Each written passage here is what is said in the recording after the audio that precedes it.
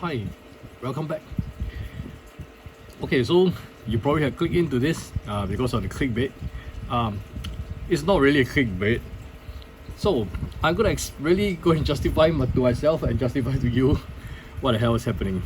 So if you take a look at this, I'm a backer, obviously, and it's really $400 being pledged for this campaign, which is the Tainted Grail, the Kings of Ruin. So how did all this happen?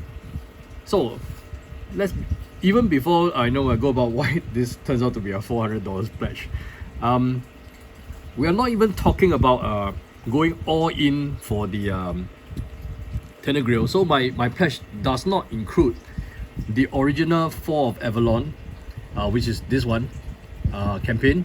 It mainly just has the gameplay from the Kings of Ruin, which is this, and some additional stuff. Well, I don't even know how to explain to myself. Oh my god, how did I do that? Okay, so anyway, you will not be able to see most of the details here. Okay, so let's have a little bit of a brief talk about this King of Ruin, although I've covered it in a previous some of my previous videos. But as you can see, there's a lot of praise from other people, from Rolling Solo and so on, and you can tell it's great miniatures. You know, it's like majorly gigantic. This is like your normal 35mm, and it's not like Dune. You know, this is full size 35mm. So you can imagine how big this is. This like 70mm tall kind of. It will probably be like super big. This is from the original Fall of Avalon, by the way. So it's compared to my fingers, you can tell that this is probably at least the height of this thing. Okay, it probably be at least this height. Okay. So what happened? I mean, yes, I think we want to talk a little bit about this game first. So what sort of game is this about? This basically is if you are into Arthurian legends, about King Arthur and all this. So Arthurian legends, despite how dark it is with the forlorn love story with Queen Guinevere and Sir Lancelot and so on. So that put that aside, that is the nicer version of King Arthur, despite how sad that was. So in this version of the Arthurian legend, something has happened in their main home.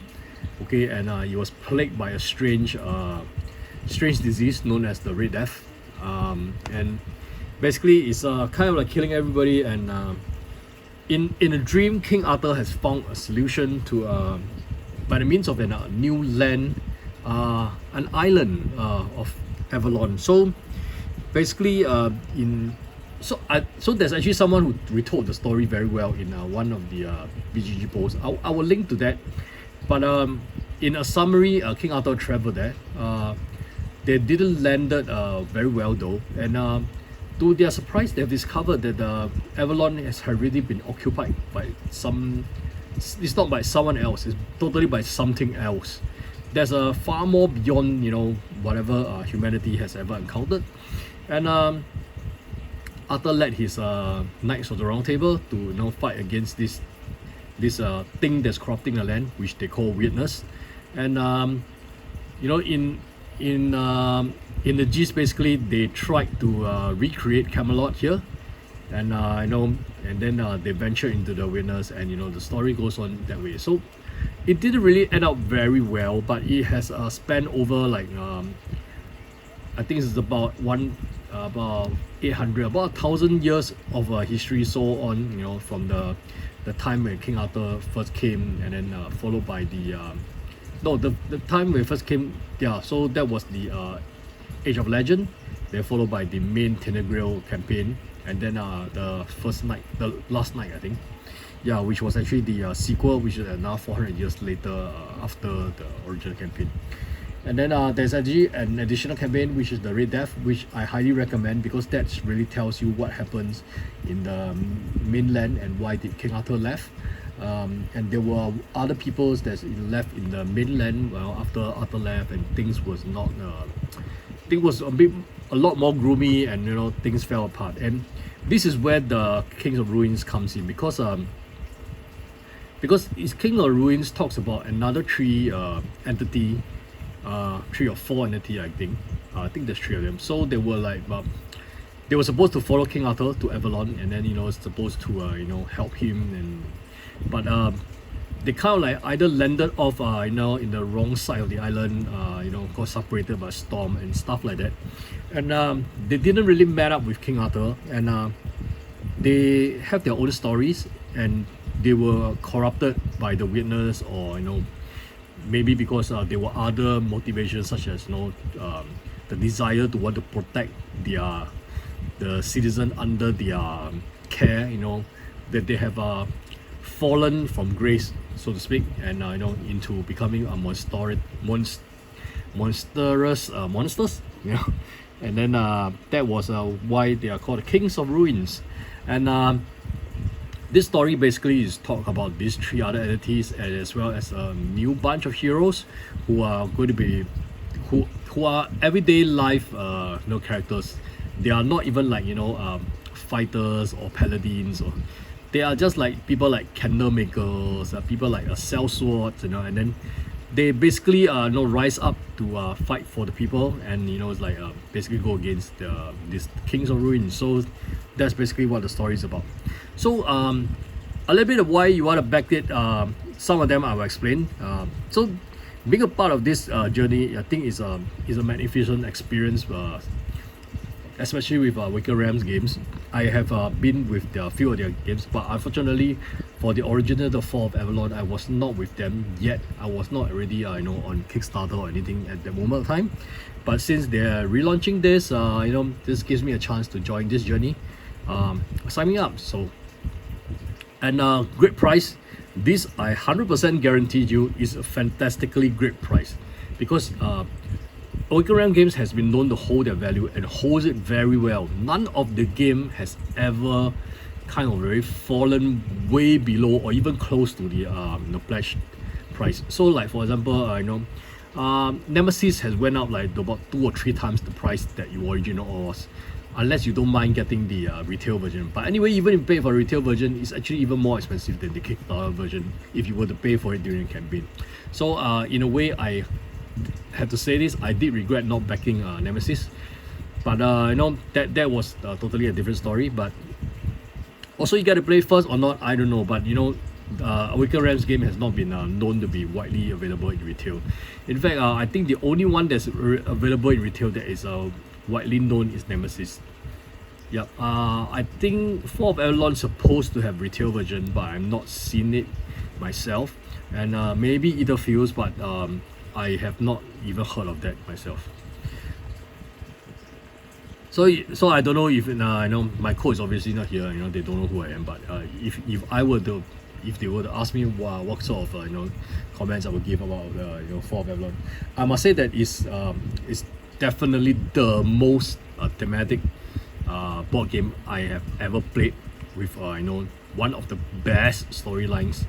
Really one of the best. I could not have think of another game with a better story like this. It's dark, it's gloomy, but there's a lots of surprises to discover, and it's not really in a very loosely sense of just plug and play mini scenarios, like things like Sleeping God has a very good story, but they are kind of like bits and pieces of a puzzle, and then each of the stories is kind of self-contained, linking one place, 1 or 2 locations, and that's all. But that's not the case with Fall of Avalon. Fall of Avalon has overarching stories, and all the decision done to a certain and decision made to a certain place drastically affects it. So like for example, you get maybe like a ruined place, if you can actually restore it, it becomes a green land or something like that. Or if you did something bad to it, it could like just totally burn into a totally wasteland that cannot be recovered. So it goes that way. So there are multiple maps for the same location, and depending on what event has been triggered, it affects the whole game from then on. And then you actually may lose some of the benefits, or you may actually gain some new exploration options and so on. And the narrative is pretty good. It's one of the first few games I have actually used the app, and then the app has self-narration. So while I go into a place, I just let it read through a narration while I prepare the whatever cards I need to prepare for this location, or bring out whatever entity for this location. So it was very helpful in that sense. So here we have all the rulebooks and everything, and then very nicely what they have is that because Fall of Avalon has is perfect as a story, and I think I couldn't have thought of any way to make it better. But in terms of gameplay, there are certain part of it is slightly grindy, and the need to maintain the many hills, which are like beacons of lights that actually keep you safe, and they were like go out after a period of time, and then the need to maintain them is quite a chore in the original campaign. But it gets better in the last night, and as well as in the Age of Legend. But I guess they have want to improve on that, and then there's also some probably a little bit of errata and so on. So there has a 2.0 pack, and this actually don't require you to like pay a lot for it. The upgrade pack is is really cheap. It's almost like providing a service to you if you have backed them. So what we already talking about is that they already unlocked some of the stuff, and as you can see, there are new Echoes of Ruin that's unlocked. I think this is like a new hero or something like that. This looks like like the sheet where you have for the Echo of the Past, like the backstory for the heroes. And we also have some new encounter cards, and I think they showcase the depending on the seasons, the monsters are changed drastically. So that was very intuitive. And then Echoes of Ruin part 2. I don't know what that is, but it's like more of this, I guess. So I think there's a lot of gameplay in it. So the pledges I've just briefly go through. So far they have that means you get a Sundrop version of the miniatures. This box is the miniatures. Okay, this is the what they call the Weird Encounters are the miniatures. This is the core box, and this is the so-called Kickstarter exclusive. So this is the Excalibur pledge, pretty much similar to the original one, but it only comes in Sundrop. There's no Excalibur pledge for non-Sundrop, unfortunately. I don't know why, but there is a core pledge which doesn't include the miniatures. So you can see the only difference between this is that the box of miniatures is missing, and that's a 99. So that is all that you need if you want to come into the King of Ruin. And it's complete game. You do not need to have any components from the Fall of Avalon, like the previous patch, in order to play this game. So it's totally standalone. It's called an expansion, but it's totally also standalone. So from a $99 game, which is like new stories and new everything, how did I end up having to pledge $400? So that is the question we are going to answer now. So core pledge, I will not look at it, but this is the stuff that I have completed. Okay, so this include the main campaign, the Last Night, and the Age of Legend in the so-called Kickstarter exclusive. Or even the Knights of Avalon, is like $299. Includes all the gameplay content, including these 2 boxes from the Fall of Avalon, these 2 boxes from the King of Ruins, and including all the rest. Red Death is also another optional box, which I highly recommend. Although it's only half the length of the other campaigns, but it adds to the story a lot. And you have the additional characters like Neam, which is actually the 5th character. I got it free because it's a Kickstarter bonus. So they are like promo cards, and this is like the backstories of the characters. So all this is already all the gameplay all in. So it's $299 only. That's still $100 difference from what I pledged. And I have already completed the Fall of Avalon campaign, all 3 campaigns, all 4 campaigns, right? So if you want the miniatures as well for everything, of course you can have everything. That's $579. That's one way to spend more than my $400. Okay, so if you want all the miniatures, all the games, and it's Sundrop, $579. Oh well, that it's not such a bad deal if you think about it, which I'll break down to you why. Okay, so we are talking about the individual add-on now. So individual add-ons now is where things has happened to me, and I added a lot of stuff. So for Weird Encounters, it's like the miniatures for this expansion, and you can have Sundrop or non-Sundrop. So basically Sundrop is like there's a black wash on it, and it brings out the shades and the shininess of certain parts of the miniatures. You can always just wash it with black paint, with a very thin black paint. So that is kind of like sun drop, but their sun drop is kind of like more patent technology. So the difference is like it's about 1/3 more. So it's like 69 to 95. Not really 1/3, but it's close to about 1/3 more. So if you want to save money, you just get this the miniatures for the weird encounters, and you know, that's like 99 plus $69, 170. And I know if you have listened to my advice and you know and click the subscribe to this update, you have gotten this black gold of the mall free. Okay, so that doesn't cost you anything, although if you would add it, it's $8. Okay, so these are the gameplays, you know, including some of the miniatures inside. Okay, so for the Red Death campaign is 46. The Fall of Avalon is really very I would say is one of the best value because it contains 2 campaigns inside and it's only $65. Okay, so if you were to get the Fall of Avalon, I advise you at least get this. Okay.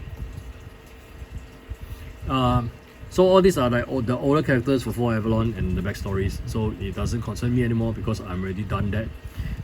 And even if I want to get all the promo cards, you know, which is really nice, which I really wanted them at a point of time, but I already completed the campaign, this would have done nothing for me anymore. So move on, and we have this is where the problem starts, the collectibles. So now you know their miniatures are really beautiful for the Tainted Grail, and as such you probably want some of the miniatures, you know. So that was what I thought to myself. And you know, who doesn't want, you know, miniatures of the companion? So if you look at for the companions, it's like $12 and $14. So it's $2 more for Sundrop. No, so why not?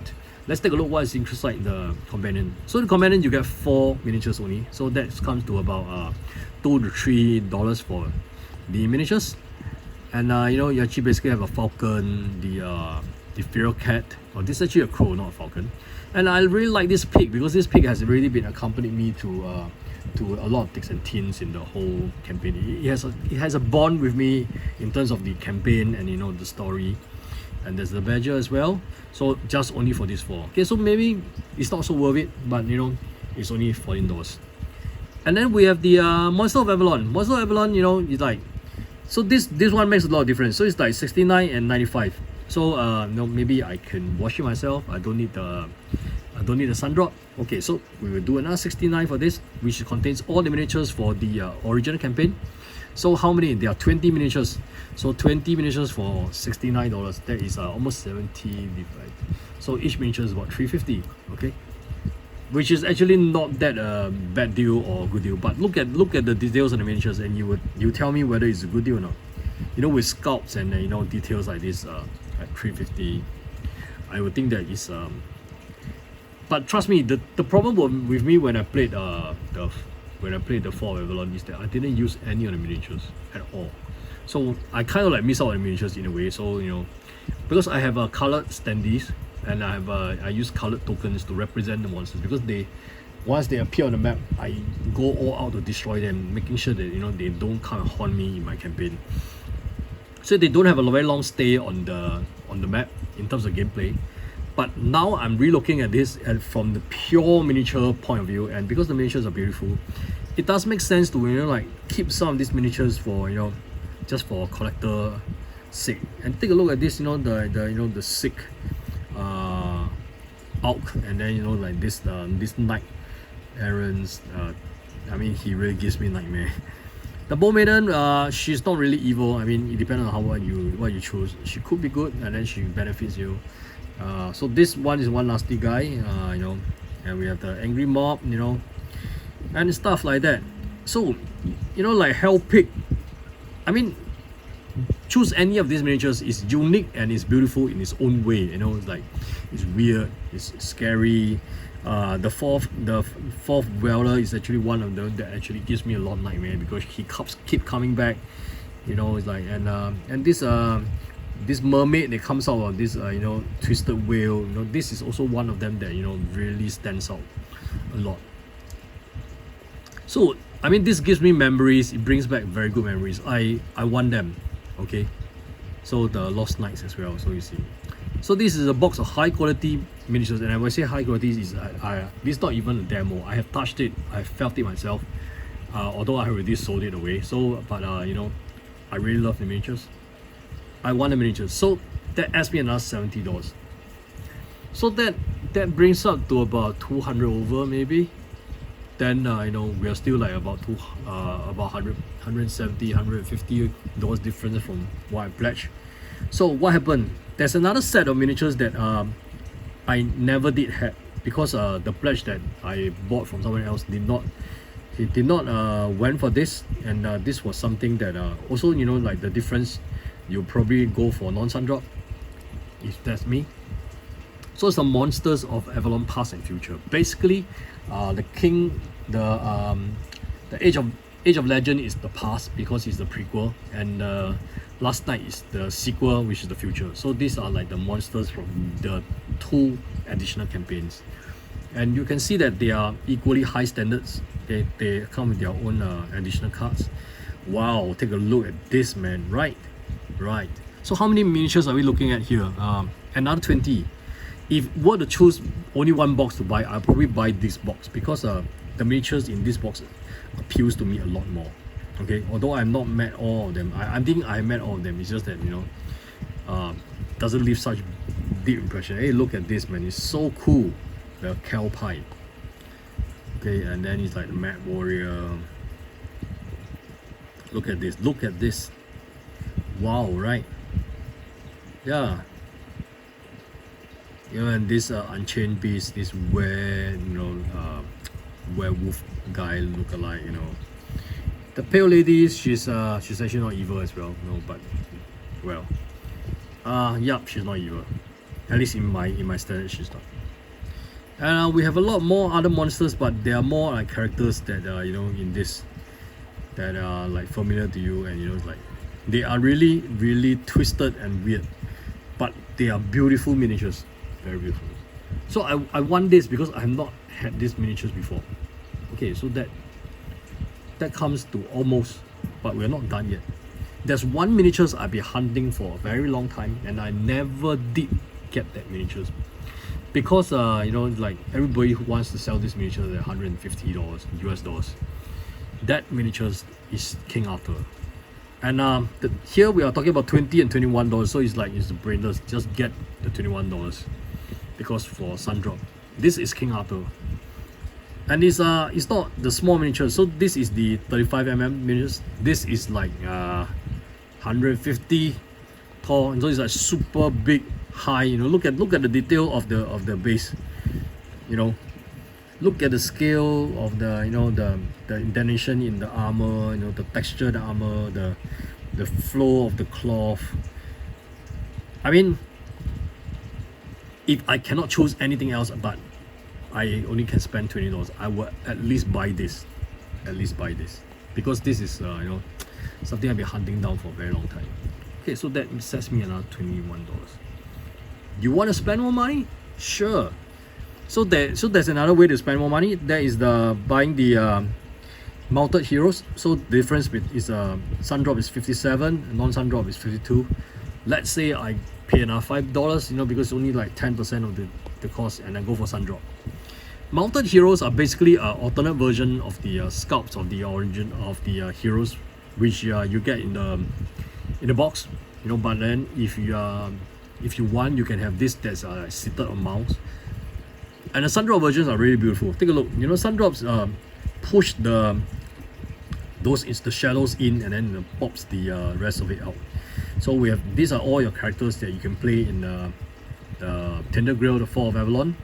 And I was like, so this Niam, which actually is the character I'm playing, she has a very, very interesting story, because she's the only character that transplants all 3 ages. Strangely, but you know, if you play through a story, you'll know why, you know. Yeah.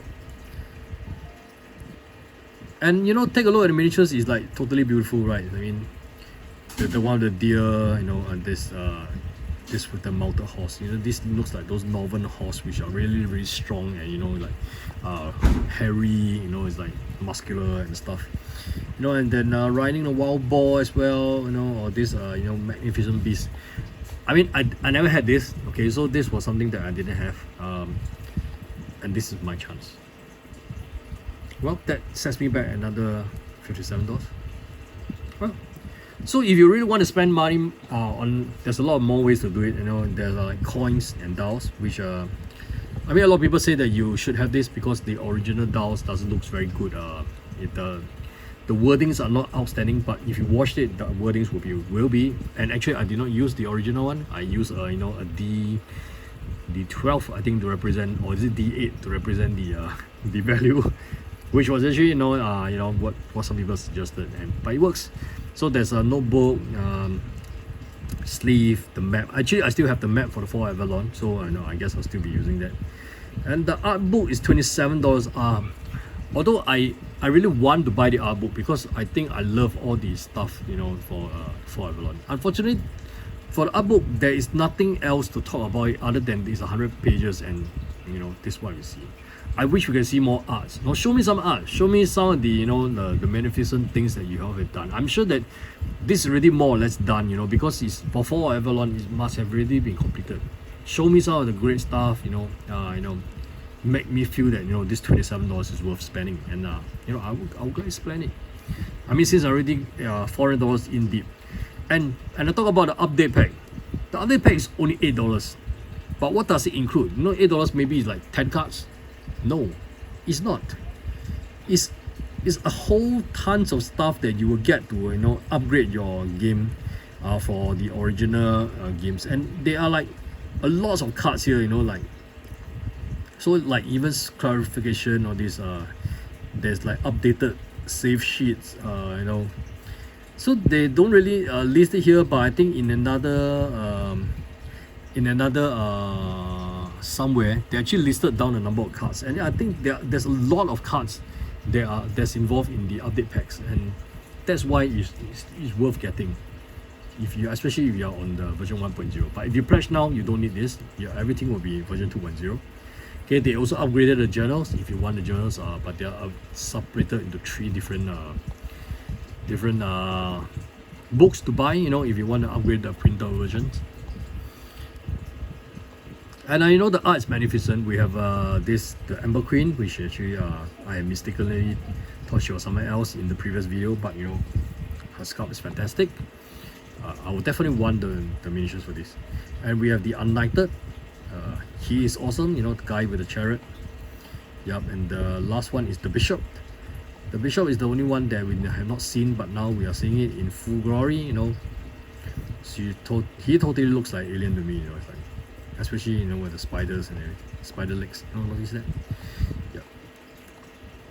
So these are the stuff that you see, and then you can see all the beautiful arts. A lot of the mechanism will be quite familiar to you guys if you have actually played the original Tainted Grail. So, but with the additional of some new stuff that appears here. Last time you used to like slot cards in the side, if you recall. So now they have this dial here, and more cards obviously, and then there are like cards that I think you can put something on them. So they are very, very beautiful cards. Take a look. Okay, and this is the landscape. It's equally beautiful, and as usual, the original one was also very beautiful. So instead of the man hill, they have this new things called the Waystone models, which is equally awesome. Okay, and we have the events and story cards. So this is what drive each of the chapters and campaigns. And there are monster cards, of course. This also will have the matching miniatures, and a full journal, the storybook that contains all the verses, for each of the sections. And of course there are like secret cards. Don't forget secret cards. Secret cards that existed in the original, and it's like it continues with more secret cards to be reviewed.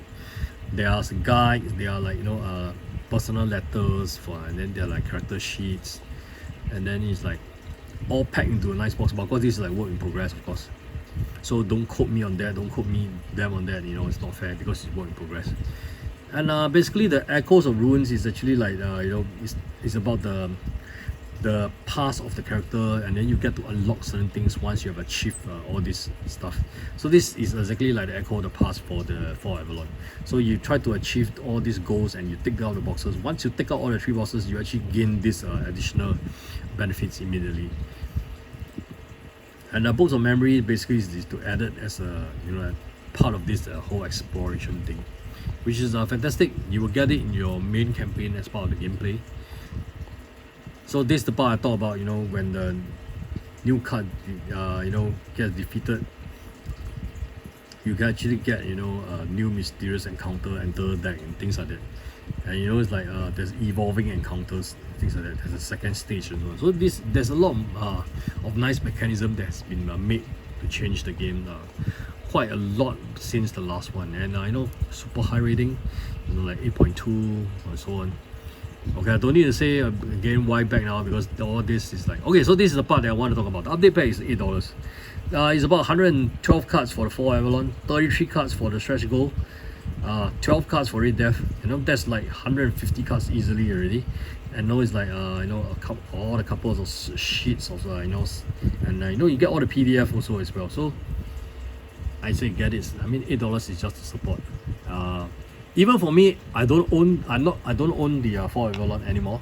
Okay, so but I will still just get this $8 because it's like it's my way to show support to them, and it's like it's nice to have the PDF. I can I don't know for whatever reason, but it's like it's my way of showing thanks for making a great game to me. And although the game is no longer with me, but so shipping obviously is not going to be very cheap because but they do state the weight here and the price here. So let's take a look at Asia here. Asia for the King of Ruins only $24 for 7 kilo. I mean, who can do 7 kilo at $24? This is crazy.